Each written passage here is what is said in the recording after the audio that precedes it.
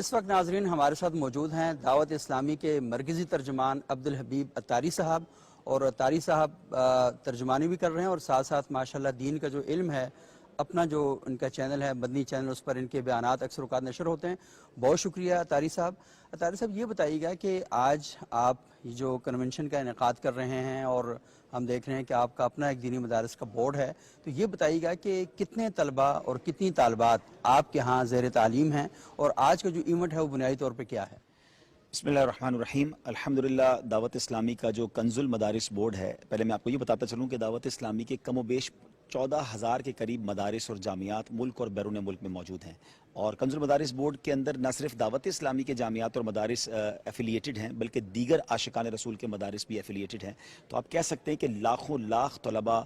اس ادارے سے وابستہ ہیں، اور آج ایک جو سیریمنی ہے، خوشی کا سما ہے کہ اس میں بڑی تعداد میں وہ بچے جن کو آج ایوارڈ دیے جائیں گے جنہوں نے پورے پاکستان میں ٹاپ پوزیشنز حاصل کی ہیں، جس میں تخصصات بھی ہیں، یعنی اسپیشلائزیشن بھی ہے، پھر دور حدیث کے طلباء ہیں، پھر ماشاءاللہ ایسے حفظ کے طلباء بھی ہیں جنہوں نے چند مہینوں میں 4-5 مہینوں میں حفظ قرآن مکمل کیا ہے، تو ان کی بھی ماشاءاللہ ایوارڈ سیریمنی ہے۔ اور اس خوبصورت موقع پر جو پوری دعوت اسلامی کی مرکزی مجلس شورا کے نگران ہیں مولانا حاجی عمران اتاری صاحب، ان کا بھی بیان ہوگا، اور کنز المدارس بورڈ کے جو شریعہ ایڈوائزری بورڈ کے ہیڈ ہیں قبلہ مفتی قاسم صاحب جو مفسر قرآن بھی ہیں، ان کا بھی بیان ہوگا، اور انشاءاللہ یہ سیریمنی اس سلسلے میں ہے۔ اچھا طاری صاحب، مجھے یہ بتائیے گا کہ کیا فرق ہے اور کیا خاصیت ہے یا جوہر خاص کیا ہے دعوت اسلامی کے مدارس میں اور جو باقی مدارس ہیں ان میں؟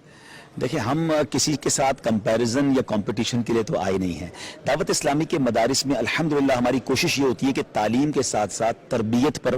جو ہے وہ توجہ دی جائے، کیونکہ تعلیم تو بہت ساری جگہوں پر ہے، تربیت کی بہت زیادہ ضرورت ہے، اور نبی پاک علیہ الصلوۃ والسلام کے اسوہ حسنہ پر، آپ کی سیرت پر چل کر ایک اچھا نیک اور عاشق رسول عالم دین اس امت کو دیا جائے، ایک ایسا رہنما دیا جائے جو لوگوں کے لیے آگے جا کر رول ماڈل بنے۔ تو یہ الحمدللہ ہمارے مدارس کا مین گول ہے۔ اچھا طاری صاحب، یہ بتائیے گا کہ باقی مدارس میں دیکھتے ہیں کہ 8 سال کا ایک درس نظامی کا کورس ہوتا ہے، تو آپ کے ہاں جو کورس ہے درس نظامی کا وہ کیا 8 سال کا ہی ہے، اور ان میں آپ کیا کیا پڑھاتے ہیں، طلبہ کو کیسے تیار کرتے ہیں، اور طالبات کا نظام جو ہے آپ کے ہاں کیا وہ بھی باقی مدارس کی طرح ہی ہے یا یہ مختلف ہے؟ الحمدللہ ہمارے یہاں طلباء کا بھی ہے اور طالبات کا بھی ہے، اور ساتھ ساتھ 8 سالہ کورس بھی ہیں، 6 سالہ کورس بھی ہیں، 5 ایئر کورسز بھی ہیں، بلکہ ہمارے یہاں شارٹ کورسز بھی ہیں۔ اور جیسے اسپیشلائزیشن کی بات ہوئی ہے، تخصصات کی بات ہوئی ہے، تو کوئی تخصص 1 سال کا ہے، کوئی تخصص 2 سال کا ہے۔ آپ کا سوال تو ایسا ہے جس پر شاید مجھے 2 گھنٹے بات کرنی پڑے گی کہ آپ نے پورے نظام پر سوال کر لیا ہے، تو بہرحال آج ہم کنز المدارس بورڈ کی ایک ڈاکیومنٹری بھی پلے کریں گے جس سے مزید اس کی وضاحت آپ کو ہو جائے گی انشاءاللہ۔ اچھا، مجھے تھوڑا سا یہ بتائیں گے کیونکہ وقت بھی بڑا کم ہے، آپ کا پروگرام بھی شروع ہونے جا رہا ہے، مجھے تھوڑی سی اس بارے میں گائیڈنس فراہم کریں کہ کیا کیا کام کرتی ہے آپ دعوت اسلامی کے مرکزی ترجمان ہیں، دعوت اسلامی کے جو بڑے کام ہیں وہ کون کون سے ہیں، اور تھوڑی سی ہسٹری اگر بیان کر دیں دعوت اسلامی کی۔ دعوت اسلامی 1982 میں الحمدللہ 1981 میں پاکستان میں کراچی کے علاقے سے سٹارٹ ہوتی ہے، اور آج اللہ کی رحمت سے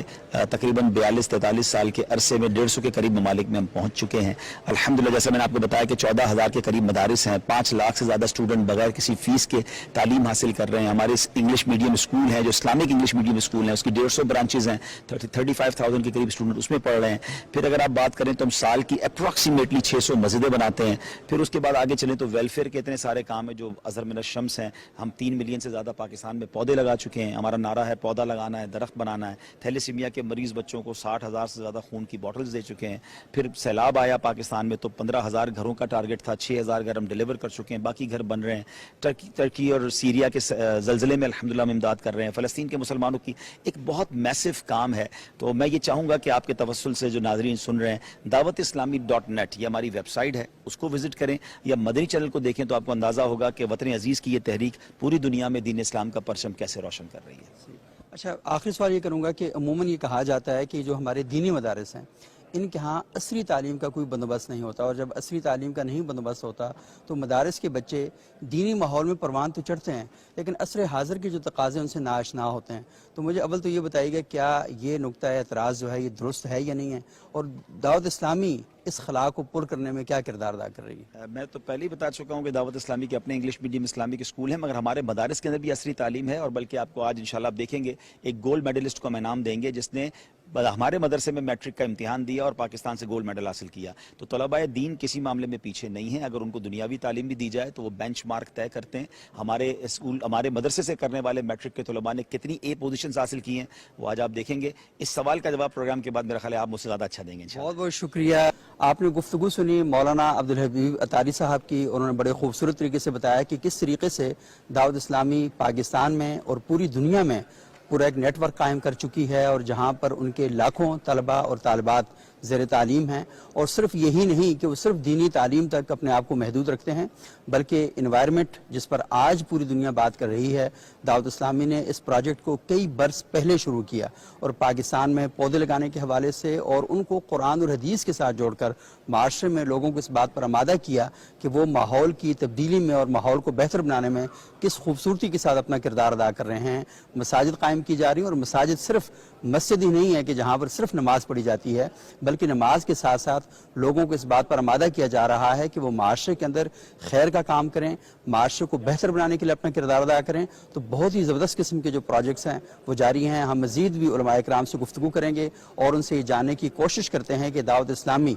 اپنی بنیاد میں، اپنی اصل میں کیا کیا کام کرنے